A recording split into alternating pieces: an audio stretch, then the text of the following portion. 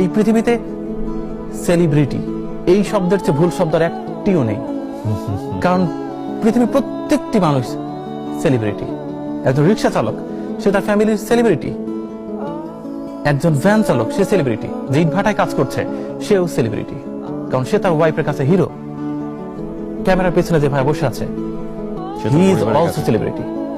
তো সেলিব্রিটি শব্দটার কোনো একক অর্থ নেই, এই একটা কথা।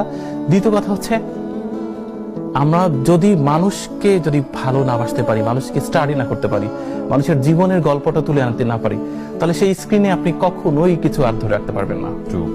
আপনাকে অবশ্যই ওই তানভীর মোকাম্মেল স্যারের মতো, ওই যমুনার মতো কন্টেন্ট বানাতে হবে। দিনের সবটা সময় প্রকৃতি নানা রঙের নিজেকে রাঙায়, তার সাথে জীবনের গল্পের সব মিল আছে।